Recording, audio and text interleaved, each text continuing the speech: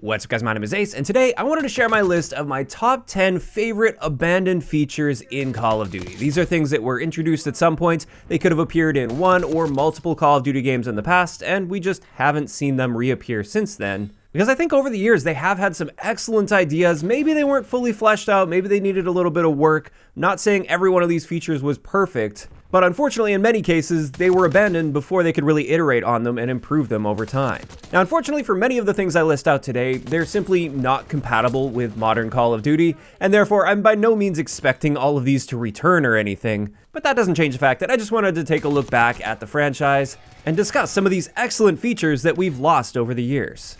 And kicking it off with the first item on the list here, these are really going to be in no particular order. This is wager matches from Black Ops 1. Now for those that aren't familiar, this was a separate playlist of party game modes. So it consisted of gun game, sticks and stones, one in the chamber, and sharpshooter. And with this, in Black Ops 1, we had an in-game currency, and that's how we unlocked many of our items, whether they were cosmetic or otherwise. And with wager matches, you would actually bet that currency on the match that you're about to play. And if you place top 3, you win that currency back. And for first place, you would triple the amount of currency that you bought in with. And there were 3 different tiers to this, so you could choose your level of risk. The first tier was only a 10-point buy-in.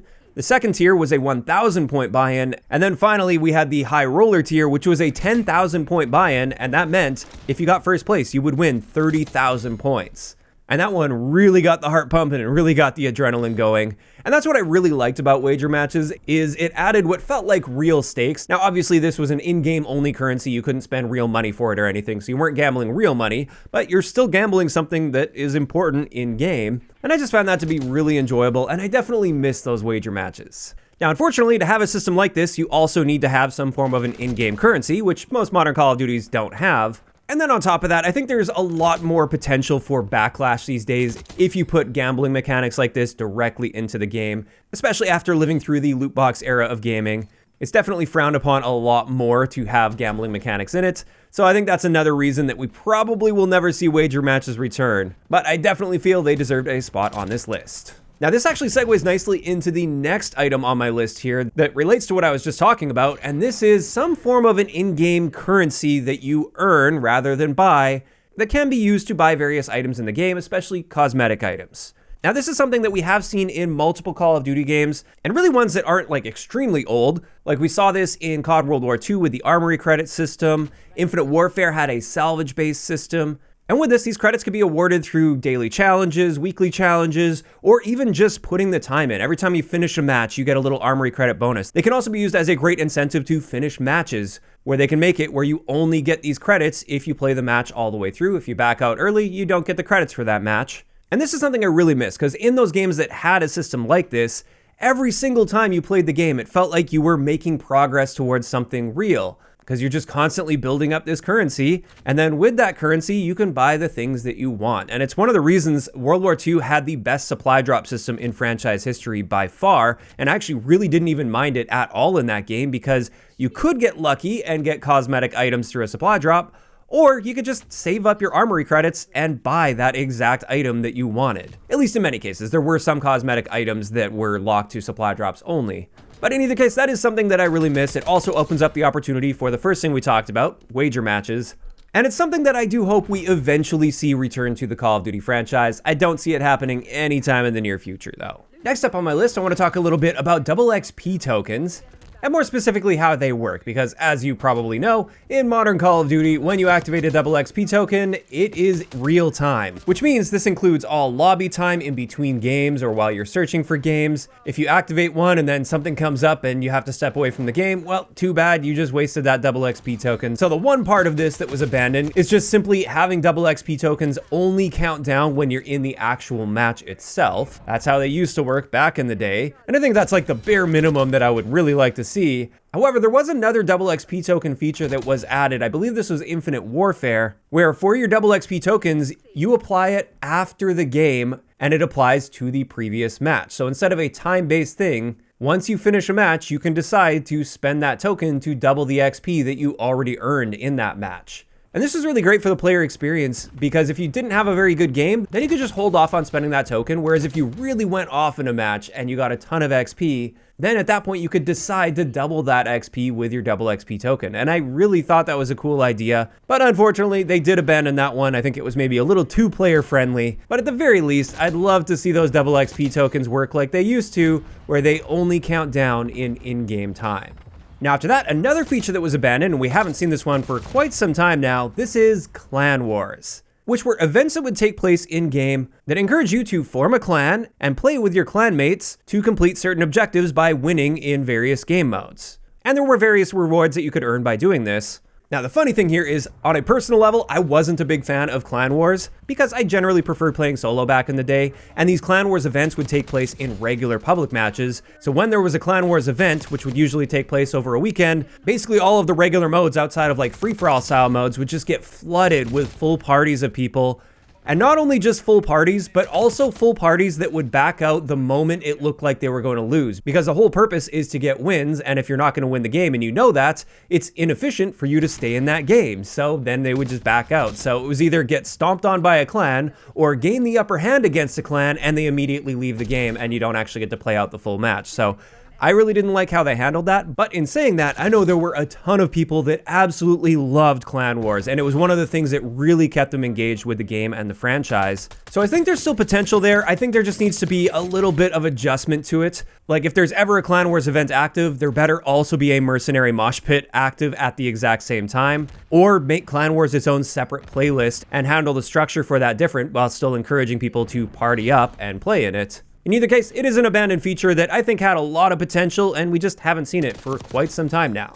Then after that, another feature we haven't seen in quite a few years at this point, this is lobby leaderboard. So when you find a lobby, you can have a look at the lobby leaderboard and essentially see what kind of lobby you were dealing with and how much of a fight the enemies were generally going to be putting up. Now, unfortunately, with the modern matchmaking system, I think this would be a huge stretch to be asking for because I feel like it would reveal a whole lot about how their systems work. Also, there is the argument that lobby leaderboards lead to people just backing out and lobby shopping a lot more. So they get into a lobby, check the lobby leaderboard. If they're not on the top of the list, they're going to back out and search for another lobby where they will be on the top of the list. And that is definitely true, but at the same time, there's an argument that I would rather somebody leave before the match even loads in and starts, rather than them not knowing, loading into the match, realizing after a couple gunfights they're not going to be the best in the lobby, and then they leave mid-match and screw their teammates over.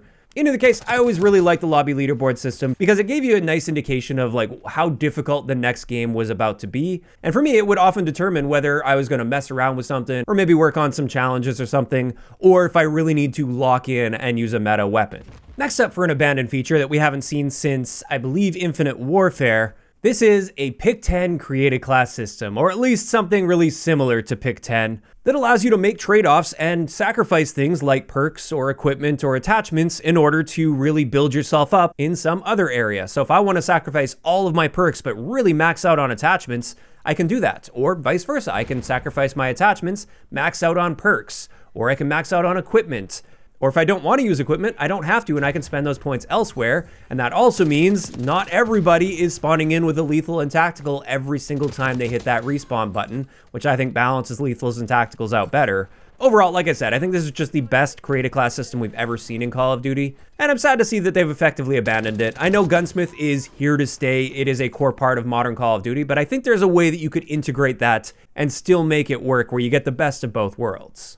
Now after that one, let's talk about cosmetics a little bit, and an abandoned feature that I really miss is the Advanced Warfare style character customization, where you first pick your character and then you essentially dress that character. You earn all the cosmetic items through supply drops, or I guess in many cases win them through supply drops. And I'm not saying we need the supply drop system back, but that's how you got them in Advanced Warfare. And then you can mix and match various clothing items. So they would have full sets that would match, or you could mix and match everything as well. And I thought that was great, and we just haven't seen that level of character customization since then.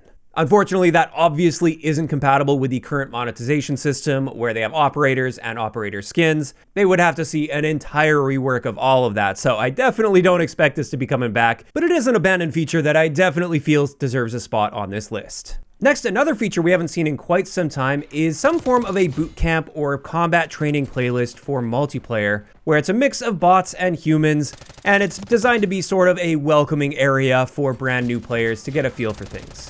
I definitely prefer doing that and providing those protection for those newer players or really, really low skill players, for instance. I think there could have been a lot of iteration to that as well. I don't think it was perfect back in the day, like in Black Ops 2, for instance. But I like what they were doing with that, and unfortunately we just don't have that anymore, and now the matchmaking system itself is designed to take care of that, to separate those really low skill players from everybody else. But what I like about that is it provides that safe space for those really low skill players or brand new players to go to really get a feel for things and practice a bit. And in doing so, at least in theory, you should be able to loosen up the matchmaking a bit more in regular public matches, because then anytime it does get overwhelming, people can just go back to the combat training playlist as that safe space to practice up a little bit before getting back into regular public matches. And this is the type of thing where I wouldn't be surprised if we see something like this come at some point in the not too distant future. I mean, we're seeing something similar with Warzone casuals, and perhaps they're going to end up going that direction on the multiplayer side of things, because that has been quite successful on the Warzone side.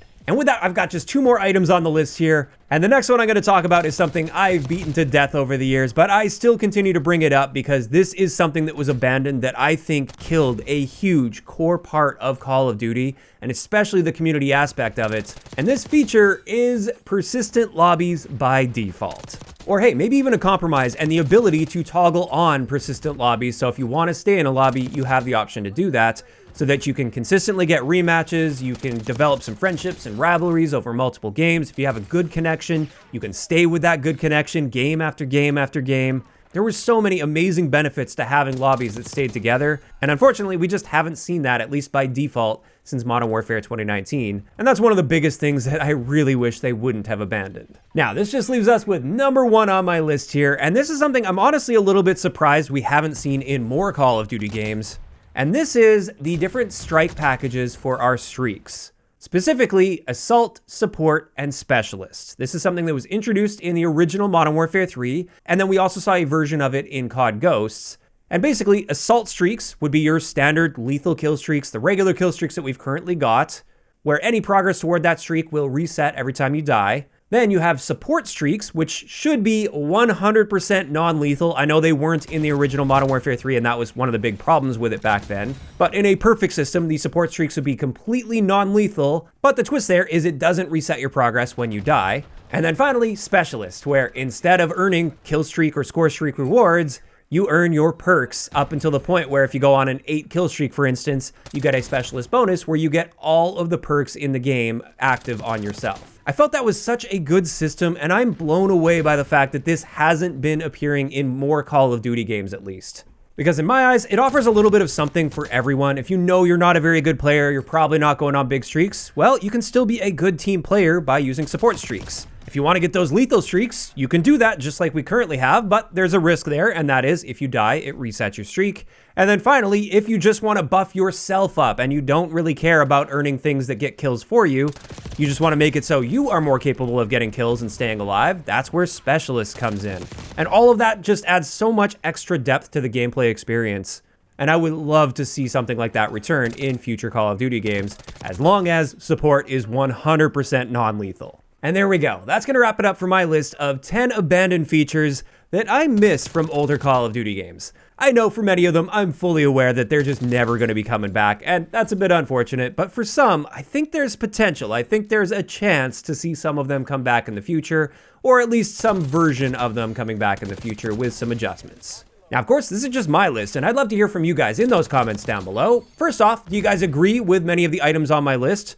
And second, are there any other features from past Call of Duty games that we haven't seen in recent years that you would like to see return, or that you just miss? Just let me know down below. If you enjoyed the video, a like rating is always appreciated, and don't forget to subscribe for more if you haven't already. I'll talk to you guys next time.